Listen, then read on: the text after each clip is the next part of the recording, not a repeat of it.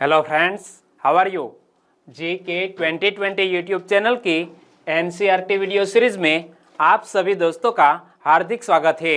आज हम कक्षा 7 की NCERT की जियोग्राफी की टेक्स्ट बुक हमारा पर्यावरण और दोस्तों यह टेक्स्ट बुक में चौथा अध्याय है वायु, और यह अध्याय में पेज नंबर 26 से 27 पर जो इंफॉर्मेशन दी है और साथ साथ यह अध्याय में लास्ट में जो अभ्यास के क्वेश्चन है उनको भी हमने यह वीडियो में सॉल्व किया है। तो वीडियो में आप लास्ट तक बने रहिए। लास्ट में कमेंट सेक्शन में जरूर बताना कि आपको यह वीडियो कैसा लगा।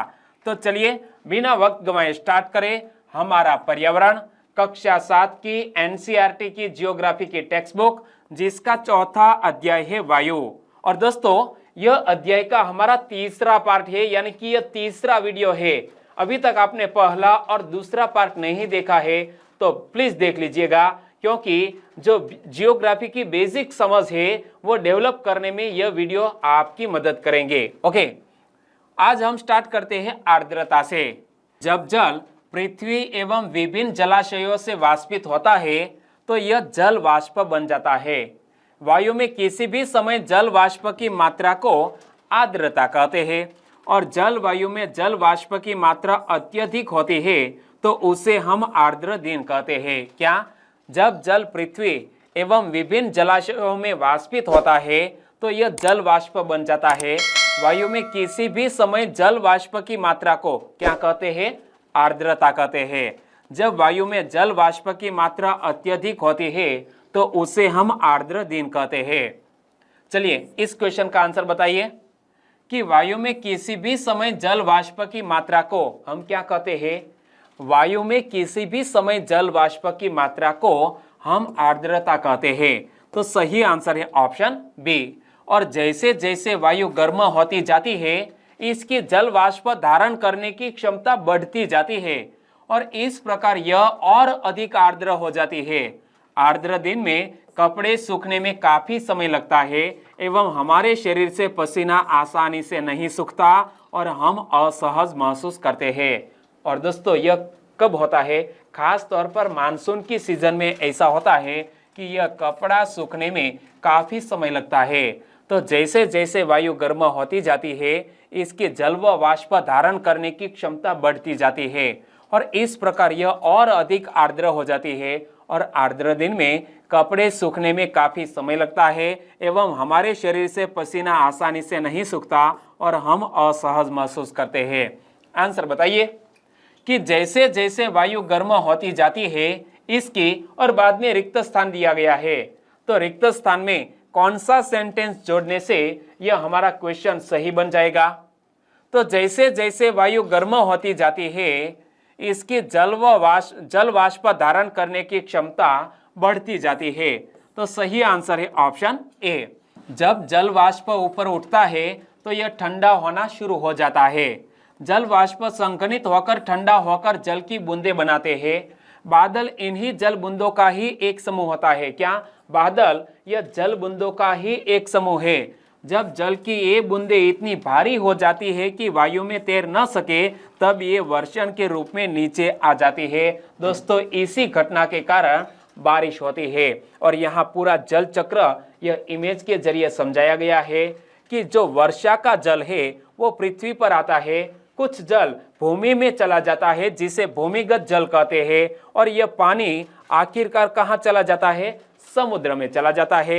यहाँ वाष्पीकरण की प्रक्रिया से दोस्तों यह जल है वो ऊपर जाता है। यहाँ द्रवीभवन की प्रक्रिया होती है और वायुमंडल में जल एक बादल के रूप में संचित होता है। और यहाँ जहाँ पर टेम्परेचर लो है, यानी कि टेम्परेचर के कारण ही यह जो वर्षा होती है, तो जहां पर गर्म हवा होती है वहां से गर्म हवा ऊपर उठती है और नीचे यह वायुमंडल में जो जल बादल के रूप में संग्रहित है यहाँ पर ठंडा टेम्परेचर होता है, यानी कि लो होता है। तो यहाँ इसी तरह बारिश होती है। तो यहाँ बारिश की एक पूरी प्रक्रिया समझाई गई है कि जब जल वाष्प ऊपर उठता है तो यह ठंडा होना शुरू हो जाता है। जल वाष्प संघनित होकर ठंडा होकर जल की बूंदें बनाते हैं। बादल इन्हीं जल बूंदों का ही एक समूह होता है। जब जल की ये बूंदें इतनी भारी हो जाती है कि वायु में तैर न सके तब ये वर्षण के रूप में नीचे आ जाती है। आकाश में उड़ते हुए जेट हवाई जहाज अपने पीछे सफेद पद चिन्ह छोड़ते हैं। आपने भी दोस्तों ऐसी घटना आकाश में देखी होंगी कि आकाश में उड़ते हुए जेट हवाई जहाज अपने पीछे सफेद पद चिन्ह छोड़ते हैं। इनके इंजनों से निकली नमी संघनित हो जाती है। वायु के गतिमान न रहने की स्थिति में यह संघनित नमी कुछ देर तक पथ के रूप में दिखाई देती है। यहाँ देख सकते हैं दोस्तों कि यह जो इंजनों से निकली हुई नमी संघनित हो जाती है और वायु के गतिमान न रहने की स्थिति में यह संघनित नमी कुछ देर तक पथ के रूप में दिखाई देती है। पृथ्वी पर जल के रूप में गिरने वाला वर्षण वर्षा कहलाता है। यानी कि वर्षा का अर्थ हमें समझाया गया है कि पृथ्वी पर जल के रूप में गिरने वाला वर्षण वर्षा कहलाता है। ज्यादातर भौमजल वर्षा जल से ही प्राप्त होता है। पौधे जल संरक्षण में मदद करते हैं। जब पहाड़ी पार्श्वों से पेड़ काटे जाते हैं तो वर्षा जल अनावृत पहाड़ों से नीचे बहता है एवं निचले इलाकों में बाढ़ का कारण बनता है। तो दोस्तों यह जो पूरी प्रकृति की घटना है कि बारिश होती है और हमारी पृथ्वी में ज्यादातर जो भौमजल है वो वर्षा जल से ही प्राप्त होता है। पौधे जल संरक्षण में मदद करते हैं। जब पहाड़ी पार्श्वों से पेड़ काटे जाते हैं तो वर्षा जल अनावृत पहाड़ों से नीचे बहता है एवं निचले इलाकों में बाढ़ का कारण बनता है। तो हमारा जो पेड़ है, हमारी जो जंगल है, यह हमें जो पहाड़ के बहाव को है वो कम करने में मदद करता है। आंसर बताइए, पृथ्वी पर जल के रूप में गिरने वाला वर्षण क्या कहलाता है? पृथ्वी पर जल के रूप में गिरने वाला वर्षण क्या कहलाता है? वर्षा कहलाता है, बारिश कहलाता है। और क्रियाविधि आधार पर वर्षा के 3 प्रकार होते हैं। एक प्रकार है संवहनी वर्षा, दूसरा है पर्वतीय वर्षा एवं तीसरा प्रकार है चक्रवाती वर्षा। और दोस्तों एनसीईआरटी की टेक्स्ट बुक में यह दोस्तों चित्र दिया गया है 4.5 के रूप में। और यहाँ देख सकते हैं कि संवहनी वर्षा, यहाँ गर्म वायु ऊपर उठती है तो ऊपर जो जल संग्रहण होता है बादल के रूप में वो नीचे गिरता है, यह कहा जाता है संवहनी वर्षा। तो यह पर्वतीय वर्षा क्या है? यहाँ पर जो गर्म वायु है वो आगे बढ़ती है और यहाँ पर जो आर्द्र वायु है यहाँ बादल के रूप में संग्रहित है, तो ऊपर उठने के कारण यहाँ टेम्परेचर लो हो जाता है, इसकी वजह से यहाँ बारिश होती है, यह है पर्वतीय वर्षा। और दोस्तों पर्वत के ऑपोजिट साइड में बारिश नहीं होती, ओके। और ठंडी वायु यहाँ पर देख सकते हैं, गर्म वायु ऊपर उठती है तो ठंडी वायु नीचे आती है, यह चक्रवाती वर्षा है। हमारे भारत देश में भी साल में 2 से 3 चक्रवात आते हैं, तो यह चक्रवाती वर्षा होती है। तो क्रियाविधि के आधार पर वर्षा के 3 प्रकार होता है, संवहनी वर्षा, पर्वतीय वर्षा एवं चक्रवाती वर्षा। पौधों तथा जीव जंतुओं के जीवित रहने के लिए वर्षा बहुत महत्वपूर्ण है।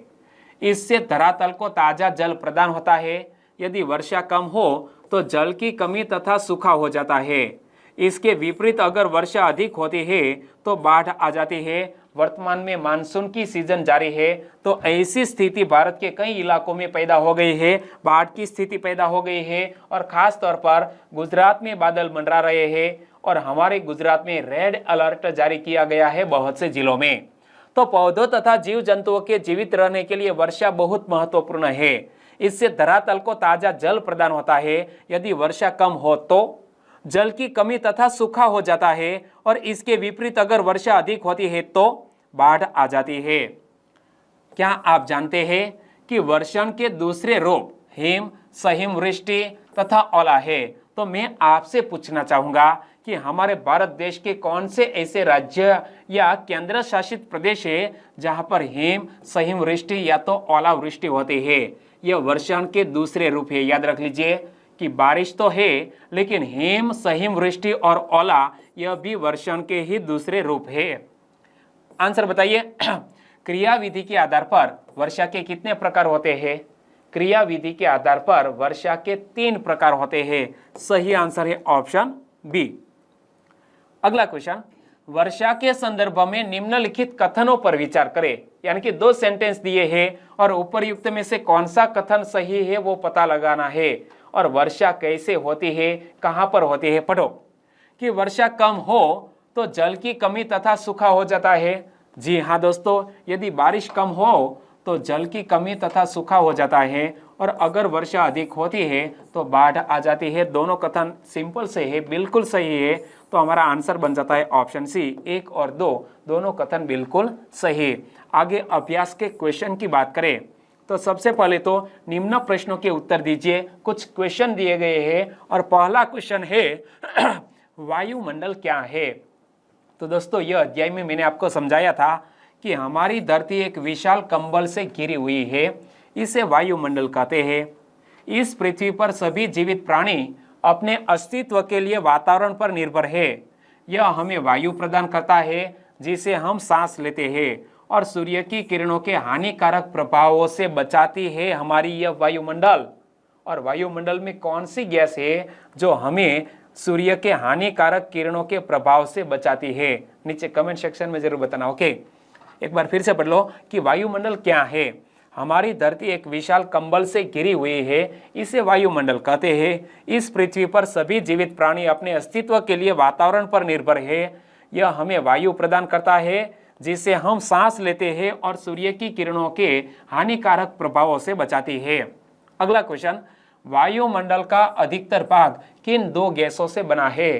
तो दोस्तों वायुमंडल का अधिकतर भाग सिर्फ 2 गैसों से बना है, यानी कि सबसे ज्यादा मात्रा यह दोनों गैसों की है। एक है नाइट्रोजन और दूसरा है ऑक्सीजन। तो हमें आंसर लिखना चाहिए कि वायुमंडल का अधिकतर भाग 2 गैसों से बना है। एक है नाइट्रोजन, यह हमारे चारों ओर लगभग 78% वायु में मौजूद है। नाइट्रोजन की मात्रा दोस्तों कितनी है? 78%। और ऑक्सीजन, तो यह हमारे चारों ओर लगभग 21% हवा में मौजूद है। यानी कि हमारे आसपास जो हवा है इनमें 21% क्या है? ऑक्सीजन। तो हमारे पूरे वायुमंडल में यह दोनों जो वायु है वो अधिक मात्रा में है, नाइट्रोजन और ऑक्सीजन। नाइट्रोजन 78% और ऑक्सीजन 21%। अगला क्वेश्चन, वायुमंडल में कौन सी गैस हरित गृह प्रभाव पैदा करती है? तो वायुमंडल में कार्बन डाइऑक्साइड, क्या यह कार्बन डाइऑक्साइड बोले तो CO2 गैस, जो CO2 गैस है वो हरित गृह प्रभाव पैदा करती है। यानी कि ग्लोबल वार्मिंग की इश्यू भी यह कार्बन डाइऑक्साइड से ही पैदा होती है। ग्लोबल वार्मिंग की जो समस्या है और साथ साथ दोस्तों ग्रीन हाउस इफेक्ट है, जिसे हम यह हरित गृह प्रभाव कह सकते हैं। ग्रीन हाउस इफेक्ट कौन से वायु के कारण पैदा होती है? कार्बन डाइऑक्साइड की वजह से। अगला क्वेश्चन, मौसम किसे कहते हैं? मौसम में वायुमंडलीय स्थितियां शामिल होती है जो घंटे घंटे बदलती है। एक जगह का मौसम दिन प्रतिदिन और यहाँ तक कि घंटे घंटे बदलता रहता है, और ऋतु के अनुसार भी हमारे भारत देश में यह मौसम बदलता रहता है। तो मौसम में वायुमंडलीय स्थितियां शामिल होती है जो घंटे घंटे बदलती है। एक जगह का मौसम दिन प्रतिदिन और यहाँ तक कि घंटे घंटे बदलता रहता है। अगला क्वेश्चन, वर्षा के 3 प्रकार लिखे। तो दोस्तों वर्षा के 3 प्रकार मैंने आपको बताए। पहला प्रकार है संवहनी वर्षा, दूसरा प्रकार है पर्वतीय वर्षा, और तीसरा प्रकार है चक्रवाती वर्षा। तो वर्षा के 3 प्रकार है, संवहनी वर्षा, पर्वतीय वर्षा और चक्रवाती वर्षा। अगला क्वेश्चन, वायु दाब क्या है? हमारे आसपास मौजूद हवा लगभग हर चीज पर दबाव डालती है। क्या हमारे आसपास जो भी हवा मौजूद है वो हर चीज पर दबाव डालती है? इसे वायु दाब या वायुमंडलीय दाब कहते हैं। वायु दाब सबसे अधिक समुद्र के तल पर होता है, और ऊंचाई पर जाते समय यह वायु दाब घटता जाता है। क्या हमारे आसपास मौजूद हवा लगभग हर चीज पर दबाव डालती है? इसे वायु दाब या वायुमंडलीय दाब कहते हैं। और वायु दाब सबसे अधिक कहां पर होता है? समुद्र के तल पर, और ऊंचाई पर जाते समय यह वायु दाब घटता जाता है। सही उत्तर चिन्हित कीजिए, यानी कि ऑप्शन वाले क्वेश्चन यहां अभ्यास में दिए गए हैं। जिसका पहला क्वेश्चन है, निम्नलिखित में से कौन सी गैस हमें सूर्य की हानिकारक किरणों से बचाती है? तो दोस्तों कौन सी ऐसी गैस जो सूर्य की हानिकारक किरणों से हमारा रक्षण करती है? यह गैस का नाम है ओजोन। ओजोन की परत दोस्तों अल्ट्रावायोलेट तरंगे से हमारे शरीर को रक्षण करता है। अगला क्वेश्चन, वायुमंडल की सबसे महत्वपूर्ण परत कौन सी है?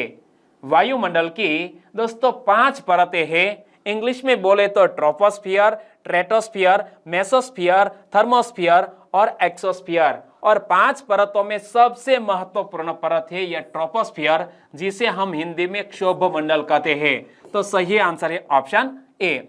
अगला क्वेश्चन, वायुमंडल की निम्न परतों में कौन सी बादल विहीन है, यानी कि कौन सी परत में बादल नहीं होते हैं? तो याद रखना, समताप मंडल में यानी कि स्ट्रेटोस्फीयर में बादल नहीं होते। आंसर बन जाता है ऑप्शन 2।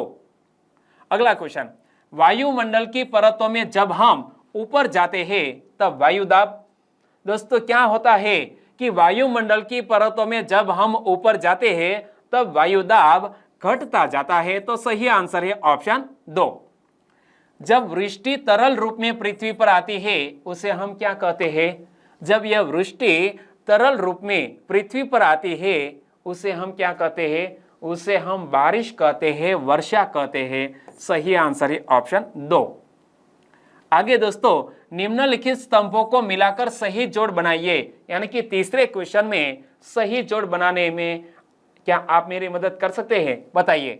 व्यापारिक पवनें, तो जब मैंने आपको पवन वाला पॉइंट पढ़ाया था तब मैंने कौन कौन सी पवन को क्या कहा जाता था वो बताया था। व्यापारिक पवनें दोस्तों, स्थायी पवन या व्यापारिक पवनें है। लू किसको कहा जाता है? नहीं, सही आंसर है दोस्तों, स्थानीय पवन को लू कहा जाता है। जैसा कि हमारे गुजरात में स्थानीय पवन, राजस्थान और गुजरात में खास तौर पर ग्रीष्मकालीन ऋतु में यह लू बहती है, यानी कि गर्म हवा बहती है, उसे लू कहा जाता है। तो स्थानीय पवन एक लू का नहीं एक नाम है। और मानसून, मौसमी पवन ही हमारे भारत देश में बारिश लाते हैं, इसीलिए मौसमी पवन यानी कि मानसून। और पवन तो कि पवन की क्षैतिज गति को, यानी कि वायु की क्षैतिज गति को ही पवन कहते हैं। तो सही जोड़ हमने बना ली। व्यापारिक पवन यानी कि स्थायी पवन, लू यानी कि स्थानीय पवन, और मानसून यानी कि मौसमी पवन। और पवन जो वायु की क्षैतिज गति को दर्शाता है। अगला क्वेश्चन है कारण बताइए। पहला कारण, आर्द्र दिन में गीले कपड़े सूखने में अधिक समय लेते हैं। तो मैंने आपको यह वीडियो में शुरुआत में ही भी बताया कि आर्द्र दिन में गीले कपड़े सूखने में अधिक समय क्यों लेते हैं। आर्द्र दिन में हवा में पहले से ही बहुत अधिक नमी या पानी के वाष्प होते हैं। यही कारण है कि गीले कपड़ों को सूखने में अधिक समय लगता है, क्योंकि उनमें से बहुत कम पानी ही वाष्पित हो पाता है। दोस्तों, यह जो हमारे कपड़े में पानी है वो बहुत कम मात्रा में ही वाष्पित हो पाता है, इसीलिए यह गीले कपड़े सूखने में अधिक समय लगता है। एक बार फिर से पढ़ लो कि आर्द्र दिन में हवा में पहले से ही बहुत अधिक नमी या पानी के वाष्प होते हैं। यही कारण है कि गीले कपड़ों को सूखने में अधिक समय लगता है, क्योंकि उनमें से बहुत कम पानी ही वाष्पित हो पाता है। अगला कारण, भूमध्य रेखा से ध्रुवों की ओर जाने पर आतपन की मात्रा घटती जाती है। तो आंसर लिखना चाहिए कि भूमध्य रेखा से ध्रुवों की ओर जाने पर सूर्य की किरणें तिरछी हो जाती है, जिससे आतपन की मात्रा कम हो जाती है। क्या दोस्तों कारण है कि सूर्य की किरणें जब जब हम भूमध्य रेखा से ध्रुवों की ओर आगे बढ़ते जाएंगे तो सूर्य की किरणें तिरछी हो जाती है, इससे आतपन की मात्रा कम हो जाती है। तो यहाँ यह वीडियो को हम खत्म करते हैं और यहाँ इसी अध्याय को भी खत्म करते हैं। आने वाले वीडियो में एक नए अध्याय के साथ हम आपके सामने पेश होंगे। वीडियो वाकई में आपको अच्छा लगा है, हेल्पफुल लगा है, तो आपके दोस्तों को फेसबुक, व्हाट्सएप या टेलीग्राम के जरिए इस वीडियो की लिंक शेयर करना मत भूलिएगा। बस छोटी सी उम्मीद के साथ वीडियो खत्म करेंगे। कल मिलेंगे नई वीडियो के साथ। टेक केयर एंड जय हिंद।